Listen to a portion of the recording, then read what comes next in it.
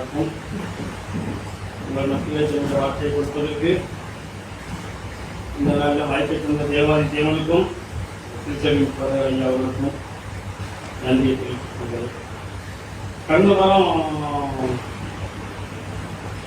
நம்ம ஒரு வேத பகுதியை பார்த்தோம். எதற்கு ஞாபகம் இருக்குது? கடந்த வாரம் நான் வந்ததுனால உங்களுக்கு கேட்க ஞாபகம் இருக்க. கடந்த வாரம் என்ன பகுதியை பார்த்தோம்?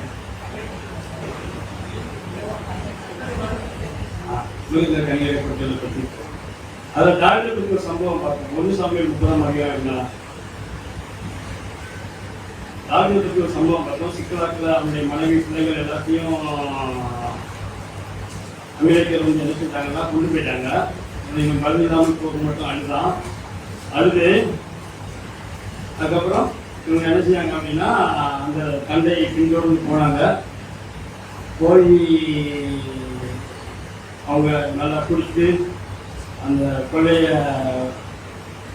மேலே உட்காந்து ஆரவாரம் பண்ணி சந்தோஷமா அதை கொண்டாடி கொண்டு இருக்கும் பொழுது தாவீதும் அவருடைய சேவகரும் போய் அந்த நம்முடைய மனைவி பிள்ளைகள் எல்லாவற்றையும் திருப்பி கொண்டு வந்தாங்க. கொண்டு வந்துட்டு அவங்க அந்த கொள்ளைய அநேகம் பேருக்கு அடிச்சாங்கன்னா பங்கு அனுப்பினாங்க. அதுதான் ரொம்ப பிரதானமான ஒரு காரியத்தை பார்த்தோம். வாசிங்களா 1 சாமுவேல் 30:27 வாசிங்க. 26 வாசிங்களா.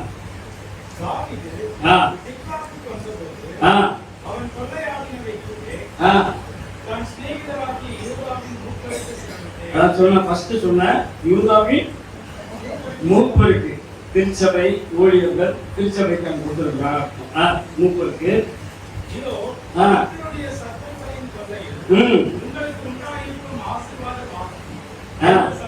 சொல்ல சொன்னார். அப்படி விளக்கமா சொல்றாரு. யார் யாருக்கு அனுப்பினான் என்றால் பெத்தேலில் இருக்கிறவர்கள் இஸ்ரவேல் ஜனங்களுடைய ஒரு பகுதி. இந்த தெற்கான ராமோத் எந்த ஏரியா அப்படின்னா நம்ம அதை பார்த்தோம். உபாகமம் 4:41 நினைக்கிறேன்.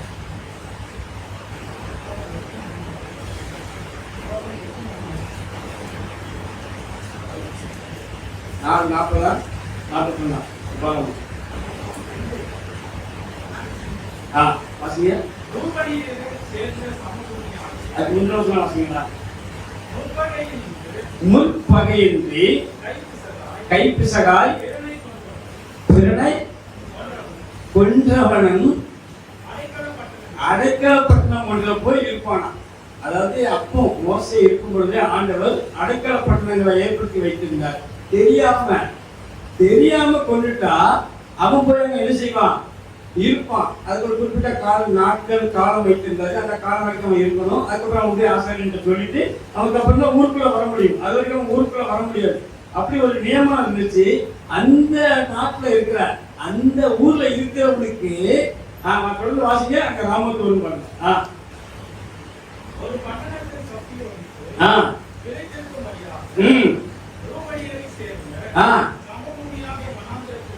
வனாந்தரத்தில் உள்ள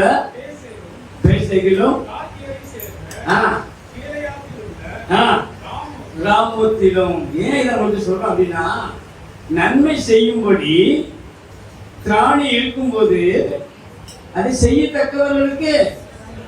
இப்போ வாங்க 1 சாமுவேல் 30 கடைசி வாசிங்க. எப்ரோனில் இருக்கிறவர்களுக்கும் தாவீதும் அவன் மனுஷனும் நடமாடின எல்லா இடங்களில் இருக்கிறவர்களுக்கும் எப்படி முடிக்கிறார் பார்த்தீங்களா?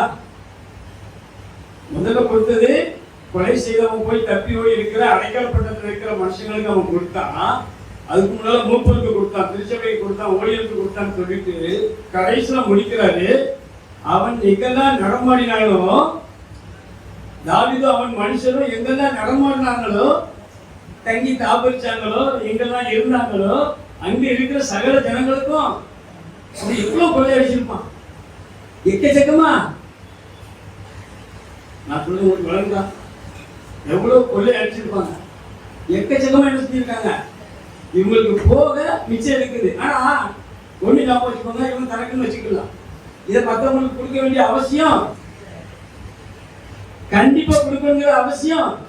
ஆனா வேதம் சொல்கிறது நன்மை செய்யும்படி திராணி இருக்கும்போது, திராணி கொடுத்தார் இல்லையா, அதுல திராணின்னா நீங்க பலம், வலிமை, வருமானம், என்னுடைய சக்தி, என்னுடைய பொருளாதார நிதி நிலைமை அப்படின்னா நீங்க நினைச்சிடாதீங்க.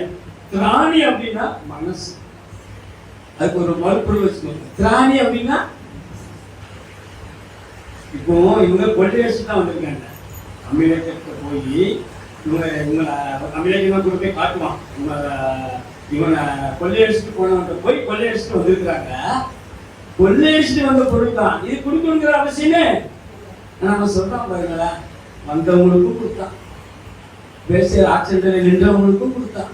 அதோடு மாத்திரமல்ல, திருச்சபை மூப்பருக்கு கொடுக்குறான், யூதாவில் உள்ள மூப்பருக்கு கொடுக்குறான். அதை வரிசையா எழுதியிருக்காரு, யார் யாருக்கெல்லாம் கொடுத்தான் என்று எழுதிட்டு கடைசியில எழுதுறாரு, தாவீதும் அவன் மனுஷனும் எங்கெல்லாம் நடமாடினாங்களோ. புரியுதா நான் பேசுறது உங்களுக்கு? அங்க இவனுக்கு எதிராக இவன் நடமாடின இடத்துல இவனுக்கு எதிரானவங்களும் இருந்திருப்பாங்க. இவன் நடமாடினாங்க, இவன் போய் வந்து இருந்தாங்கன்னா சீக்குறார் வந்து நடக்கிறது வந்து சவுல்கிட்ட வந்து சொல்றாங்க, நான் தாவீதை பிடிச்ச உங்க கையில ஒப்பு கொடுக்க முடியும். ஒரு உதாரணத்துக்கு சொல்றேன், இவன் எங்கெல்லாம் நடமாடினானோ அங்கெல்லாம் இவனுக்கு எதிரானவங்க கூட என்ன செஞ்சிருப்பாங்க, இவனை பகைக்கிறவங்க கூட.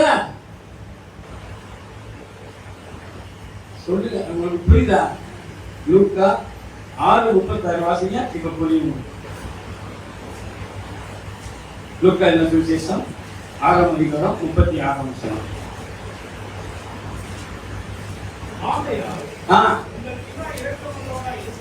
உங்க பிதா இரக்கமுள்ளவரா இருக்கிறது போல எப்படி இருக்கணுமா? பிதா அவர் இரக்கமுள்ளவரா இருக்கிறது ஒரு அர்த்தம் இருக்குது. இப்ப 36 வாசிங்களா, இது 35 வாசிங்க. எப்படி முடியும் இது? எப்படி உங்கள் சத்துக்களை இது முடியுமா? வேதம் சொல்கிறது, பாரமான ஒன்றை அவர் என்ன செய்ய மாட்டார் அவங்க மேல. அவருடைய கற்பனைகள் பாரமானவைகள் அல்ல, ஒன்றியவான இருக்கு, காண முடியாது. அப்போ வேதம் சொல்கிறது, உங்கள் சத்துக்களை சிநேகிக்கணுமா? ஸ்நேகம் எப்படி வரும்? ஒரு ஸ்நேகிதன் தான் என்ன வரும்? ஃப்ரெண்ட்ஷிப் தான் நட்பு இருக்கும். ஒரு நட்பா இருங்க, அதான் அர்த்தம். உங்கள் சத்துக்களை சிநேகிங்க. மனதுல நீங்க போய் உறவாடணும்னு கட்டாயம் இல்லை. அவங்க நம்மளை பகைக்கலாம். நம்ம உறவாட போகும்போது கூட இவன் உறவாட வரல, உறவாடி கிடைக்கிறதுக்கு வரலன்னு என்ன செய்யலாம்? சிலருக்கு உதவி செஞ்சிருப்போம், நன்மை செஞ்சிருப்போம். வசனத்துல வாசிங்க, 35 வாசிங்க. சத்துக்களை சிநேகிங்கள். அதுக்கப்புறம் சொல்றாரு என்ன செய்யணுமா? இது தாவீது செஞ்சாங்க. இது தாவீது எவ்வளவு நல்ல மனது.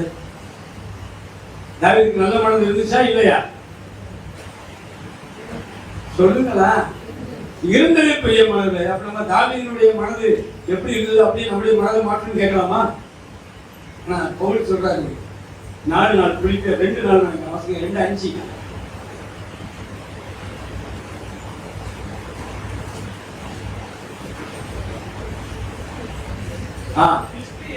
கிறிஸ்து இயேசுவில் இருந்த சிந்தையே கடவுள் இருக்க கடவுள்னால ஆழம் பிரியமானவர்கள். அது கட்டளை. இந்த சந்தர்ப்பம் வரும்போது நம்ம என்ன செஞ்சிருக்கோம்னா, நம்ம அறியாம மாம்சீகம் வெளிப்பட்டு, நமக்குள்ள இருக்கிற கோபம் வெளிப்பட்டுது, நமக்குள்ள இருக்கிற மன்னிக்க முடியாத தன்மை வெளிப்படுது. நம்மள அவன் செஞ்சிட்டான், அவனை நான் என்ன செஞ்சிருவேன்? வச்சு முடிச்சு விட்டுறது இல்லை, அவன் எண்ணிக்கவே கூடாது. அப்பதான் மாம்சீகம் என்ன செய்யுது?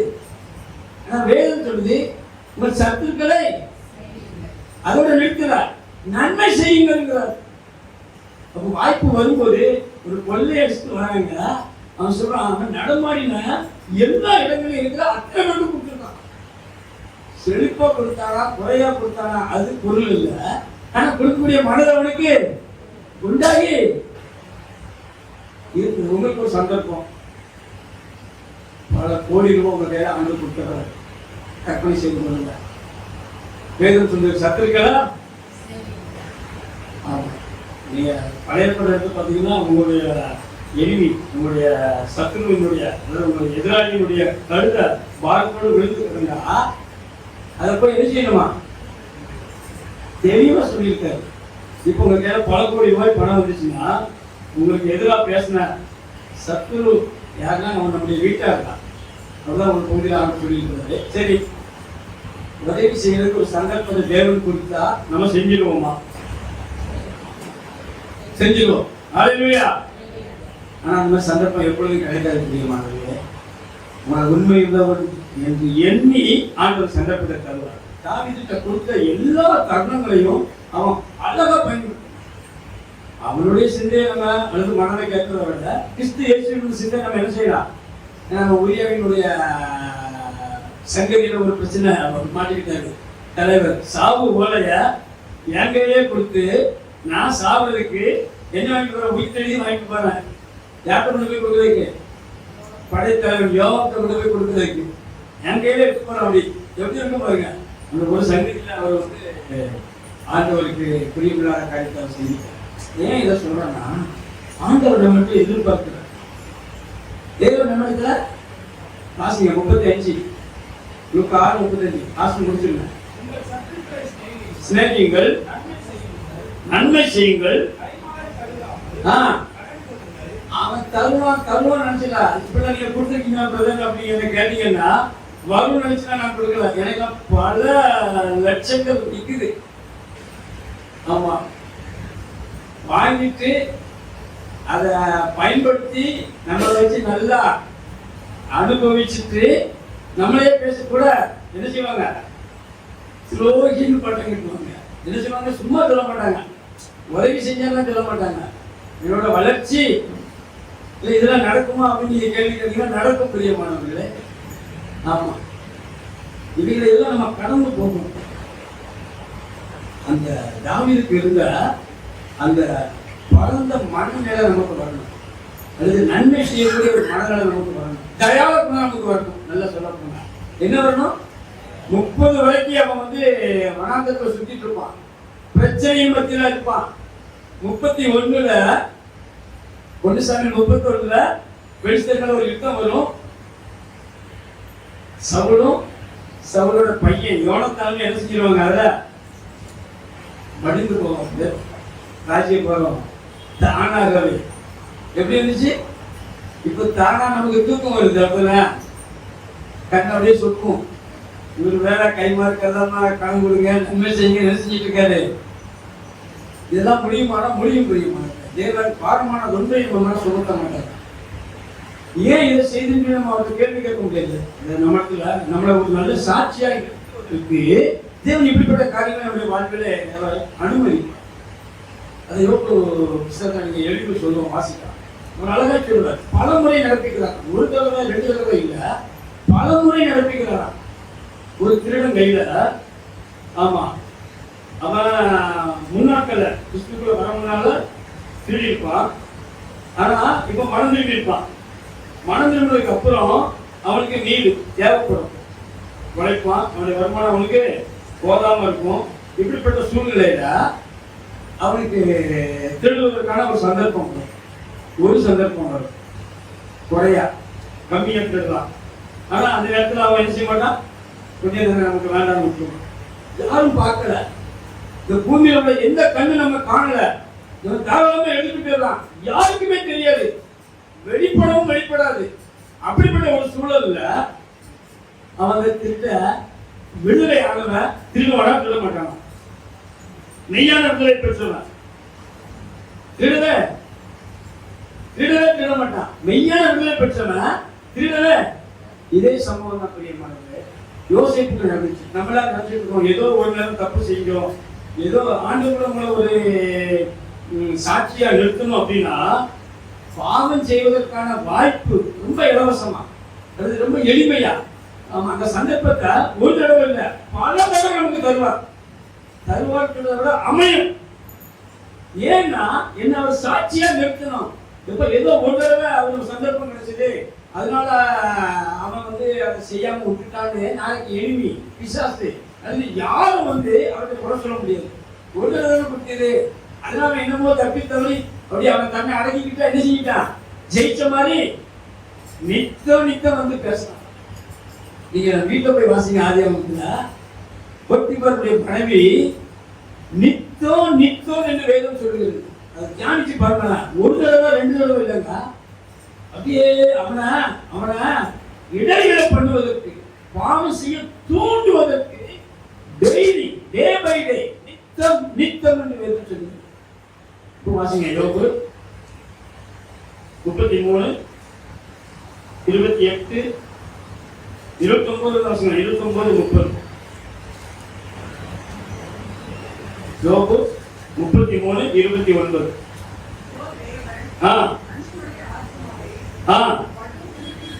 அத சொல்றது நீதிமான்கள் சொல்லல, பரிசுத்தவான்கள் சொல்லல, இஸ்ரவேலன் சொல்லல, அது அழகா சொல்ற யோபு.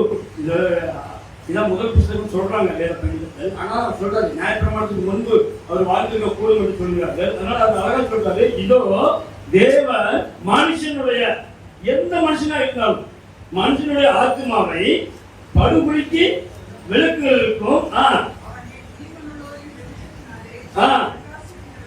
ஆமா சொல்ற ஜீவனுள்ளவரின் வெளிச்சத்தினாலே பிரகாசிப்பதற்கும் இருளிலிருந்து வெளிச்சத்தை பிரகாசிக்க சொன்ன தேவன் அவர் இருளிலிருந்து வெளிச்சத்தை பிரகாசிக்க சொன்னார். குறை உள்ளவுடன் தான் அவர் வெளிச்சம் வீச வைப்பார். 2 கொரிந்தியர் 2ஆம் அதிகாரம்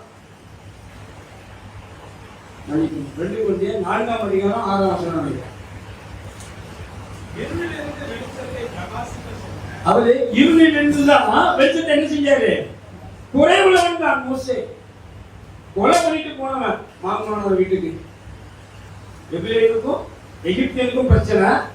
எகிப்தியனுக்கு துணை நின்று என்ன செஞ்சிட்டான், எபிரேயனா வெட்டி புதைச்சிட்டாங்க. மறுநாள் வாரம் 2 எபிரேயருக்கு சேர்ந்தார். காரியம் வெளிப்பட்டு நீ என்ன நேற்று அவனை கொண்டு புதைச்ச மாதிரி என்ன கொள்ளதான் நினைக்கிறியான்னு கேட்ட உடனே இவன் ஓடி போறான். அப்புறம் யாரு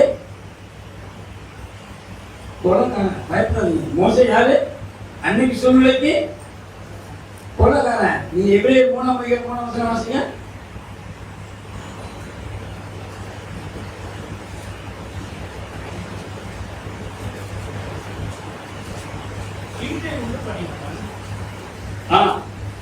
வாசிங்களா?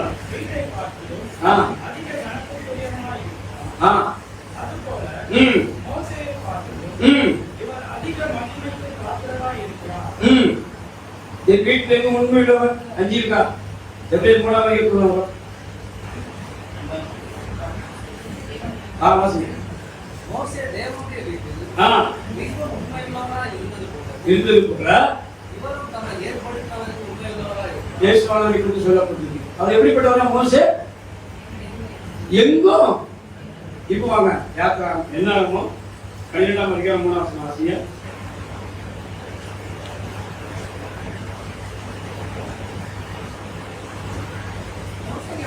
மோசேயானவன் அவர் ஆக சொல்றாரு, மோசேயானவன் பூமியில் உள்ள எல்லா மனிதரிலும் சாந்த குணம், மிகுந்த சாந்த குணம் உள்ளவனாக இருந்தான். 1 2 இல்ல பிரியமானவர்களே.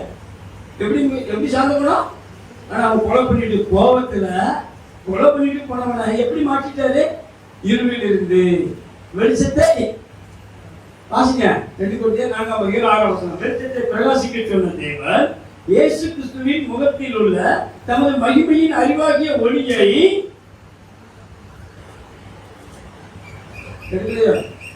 தோன்ற பண்ணும் பொருட்டு. எங்க தோன்ற பண்ணுறது? அங்கதான் இருக்கு. சத்தியம் அங்க இருக்கு, வார்த்தை அங்க இருக்கு. பிரியமானவர்களே, இருளிலிருந்து வெளிச்சத்தை பிரகாசிக்க சொன்ன தேவன் இயேசு கிறிஸ்துவின் முகத்தில் உள்ள தமது மகிமையின் அறிவாகிய ஒளியை எதிரி முன்னால உங்களுடைய துன்மார்க்கன் என்று சொல்கிறோமே, அல்லது நமக்கு எதிராக இருக்கிற சத்துருக்கள் இருதயத்தில் தோன்ற பண்ணப்பட்டு அவனை சிந்திக்க வைப்பதற்கு தேவன் உங்களுக்கு ஒரு வாய்ப்பை தருவதற்குரிய மாணவர்களே. இப்போ நம்முடைய எனிமி இருதயத்தில் ஒன்று தோன்ற போகுது. என்ன தோன்ற போகுது? வெளிச்சம் தோன்ற போகுது. எப்படி தோன்ற போகுது? யாரால் தோன்ற போகுது? நம்மாலே தோன்ற போகிறது. பிரியமானவர்களே, எத்தனை பேருக்கு புரியுது சத்தியம்? இதான் சத்தியம்.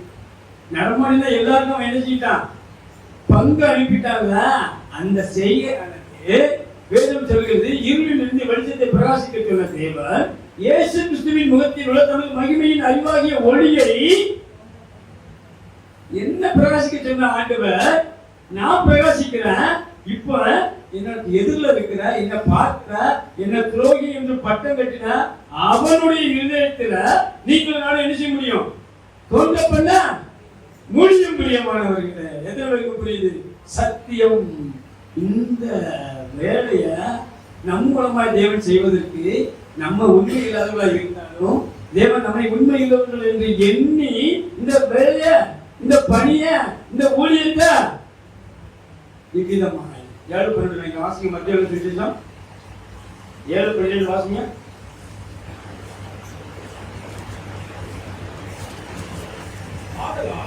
மனுஷர் உங்களுக்கு எவைகளை செய்ய விரும்புகிறார்களோ அவைகளை நீங்கள் 5:14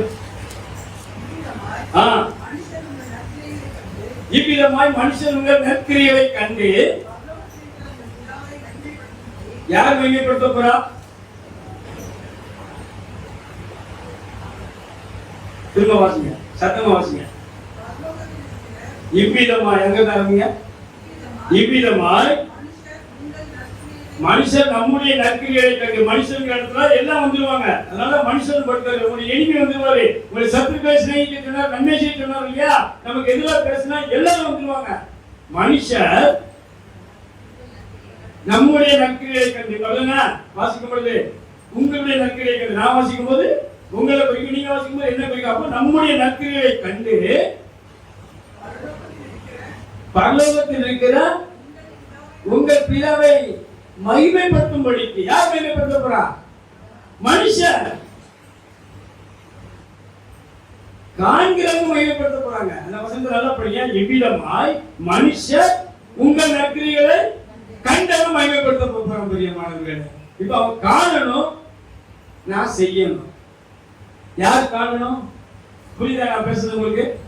இவ்விதமாய் மனுஷன் உங்கள் நற்கிரிகளை காணணும். அப்ப யார் செய்யணும்? அழைக்கப்பட்டவர்கள், தெரிந்து கொள்ளப்பட்டவர்கள் செய்வார்கள். பிரியமானவர்களே, அதுதான் தேவன் நம்மை அழைத்து தெரிந்தெடுத்திருக்கிறார். ஒருவேளை நமக்கு கடினமாய் தோன்றும், பயப்படாதீங்க. அது கடினமானது அல்ல. நீ ஆசீர்வதிச்சு ஜெபம் பண்ணிக்க. இன்னைக்கு ஒரு தீர்மானம் எடுங்க. உங்களுடைய ஆசீர்வாதத்தினுடைய ஊற்று இன்னைக்கு திறக்கப்படும் நாளாக இருக்கும். உங்களுக்கு எதிராக இருக்கிற அத்தனை பேருக்கு ஒரு தீர்மானத்தோடு நீங்க செய்யுங்க. உங்களுக்கு சொந்த வீடு இல்லையா? திருமணம் ஆகணுமா? பிள்ளைகளுடைய வாழ்வு நல்லா இருக்கணுமா? உங்களுடைய எதிர்காலம் பலமா இருக்கணுமா? நீங்க தேவனிடத்தில் கேட்கிற காரியத்தை தேவன் உங்களுக்கு தரணுமா? பிரியமானவர்களே, அவர் சொல்ற நன்மையை வழங்காது இருந்தார். யாருக்கு? உத்தமமாய் நடக்கிறவர்களுக்கு அவர் நன்மையை அப்படின்னு வேதம் சொல்லுது. உத்தமமாய் நடக்கிறவர்களுக்கு. வாசங்களா 86:11 இருக்கும். 84:11 மன்னிக்கிறேன். சங்கீதம் 84:11. தேவனாகிய கர்த்தர் அவர் சூரியனும் கேடகமும் ஆனவர். யாருக்கு தெரியுமா? உங்களுக்கு தான். சூரியன் கிட்ட வர முடியுமா? நமது வெளிச்சத்தை நிரப்பதற்காக அவர் வெளிச்சத்தை தருகிறாரு.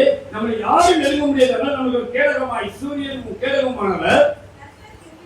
கர்த்தர் கிருபையையும் மகிமையையும் அவர் அருள்வாராம். கொடுப்பார் தருவார் கூட சொல்ல அருள்வார் என்று வேதம் சொல்கிறது. உத்தமமாய் நடக்கிறவர்களுக்கு வழங்காது இரார். நீங்க செய்ய முடியும். உங்களுக்கு வாய்ப்பை தர முடியும். நீங்க ஆசை வச்சு ஜெபம் பண்ணிடணும். இதுதான் பெரிய காரியங்கள்லாம் இல்லை. ஃபர்ஸ்ட் நீங்க உங்களுடைய எனிமி, உங்களுக்கு எதிராக இருக்கிற, உங்களை பேசுகிற, உங்களை தூஷிக்கிற, உங்களை அல்லது துக்கப்படுத்துகிற, காயப்படுத்துகிற, வேதனைப்படுத்துகிற நினைச்சாலே சிலருக்கு உள்ள பொங்கும். ஏன்னா நம்ம வளர்த்துட்டு இருப்போம், நம்ம உதவி செஞ்சிருப்போம், நம்ம நன்மை செஞ்சிருப்போம். நெஞ்சு வலிக்கும் அவங்கள பத்தி நினைச்சிட்டா. கவலைப்படாதீங்க பிரியமானவர்களே. நீங்க கேட்கலாம், நீங்க சொல்றதுக்கு இதெல்லாம் நல்லா இருக்கு, அந்த நெஞ்சு வலி உங்களுக்கு வந்தா கடந்து வந்திருக்கோம் பிரியமானவர்களே. தேவன் என்னை நடத்தி நான் மரண இருளின் பள்ளத்தாக்கில் நடந்தாலும் கொல்லாப்புக்கு சரி 94:14 வாசிங்க.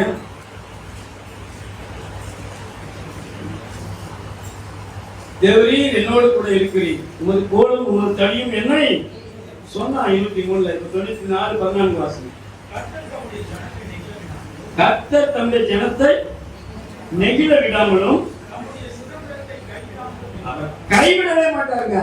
யார் தூஷிக்கட்டும், யார் சொல்லட்டும், என்ன வேணா நடக்கட்டும், சூழ்நிலை உங்களுக்கு சாதகமா இல்லாதது போல ஒரு தோற்றம், சேனைகளின் கர்த்தர் உங்களோடு கூட இருப்பாருங்க. நீங்க பயப்படக்கூடாது, நீங்க தைரியமா சொல்லணும், கர்த்தர் என்னோடு கூட இருக்கிறார். சங்கீதம் 46:1 வாசிங்க.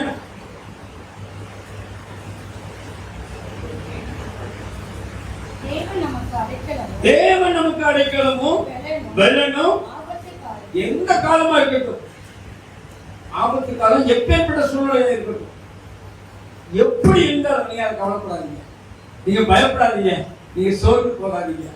மனிதர்கள் உங்களை கைவிட்டலாம், வாக்கு புரிந்தவர்கள், காரியம் என்று சொன்னவர்கள், இப்படி எது வேணா நடக்கலாம். பிரியமானவர்கள், நீங்க கவலைப்படாதீங்க. தேவன் நமக்கு அடைக்கலம் வெள்ளனும் ஆபத்து காலத்தில் அனுகூலமான நம்ம பக்கம் நிற்பாருங்கிறாங்க. இதை விட ஒரு பெரிய என்ன வேணும்? தேவன் சொல்ற நான் உங்க பக்கம்.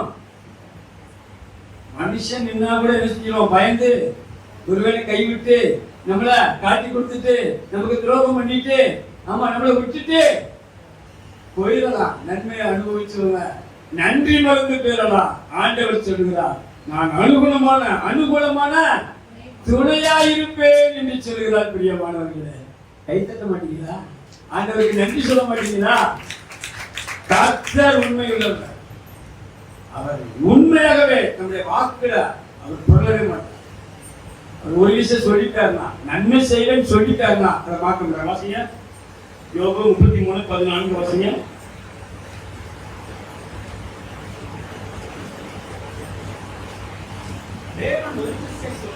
ஒரு தடவை உங்களுக்கு வாக்கு கொடுத்துட்டாரா, பயப்படாதே, நான் உன்னோடு கூட இருப்பேன் வாக்கு கொடுத்துட்டாரா, நான் உனக்கு சொன்னதை செய்யும் அளவு கைவிட மாட்டேன்னு சொன்னாரா? சொன்னவர் தேவன். ஒரு விஷயம் சொல்லி இருக்கிற காரியத்தை இரண்டாம் விஷயம் பார்த்து அது எனக்கு தெரியாமல் சொல்லிட்டேன், எனக்கு முடியல அப்படின்னு நான் நினைச்ச மாட்டாரு. நான் வேணா அந்த உடன்படிக்கைக்கு அல்லது அந்த தேவன் கொடுத்த வாக்கு தத்துவத்துக்கு விரோதமா செயல்பட முடியுமே ஒழிய ஆண்டவர் ஒருபோதும் பின்வாங்கவே மாட்டார், மனம் வரவே மாட்டார். பிரியமானவர்களே, அந்த தேவனை நம்ம பெற்றிருக்கிறோம். எந்த தேவனை பெற்றிருக்கிறோம்? வாசிக்கலாம் 48:14 சங்கீதம். இந்த தேவன் என்றைக்கும் உள்ள சதா காலங்களிலும் அவர் நம்முடைய தேவன். பிரியமானவர்களே, எப்படி நடத்துவாரா? மரண பரியந்தம் நடத்துவார். நீங்க நம்பணும். நீங்க என்ன செய்யணும்? ஃபர்ஸ்ட் நம்பணும், இரண்டாவது வாக்குக்கு நீங்க செவி கொடுக்கணும், கீழ்ப்படியணும். அவருடைய திருவிழா தேவனுக்கு கேளுங்க, தேவன் உங்களுக்கு நிச்சயமாய் தருவார். நற்குணங்கள் நற்கிரியைகள் நம்ம இருந்து வெளிப்படும். அப்பொழுது நம்ம எதுக்கு தயாராகிறோம் அப்படின்னா, நம்ம தாவீதை போல அடுத்த நிலைமைக்கு, அடுத்த ராஜ்யபாரத்துக்கு, ஆமா தேவன் நமக்கு தருகிற ஆசீர்வாதத்தை சுதந்திரத்துக் கொள்வதற்கு நம்ம தகுதிகளாய் மாறுகிறோம் என்று அர்த்தம். வாசிங்க யோபு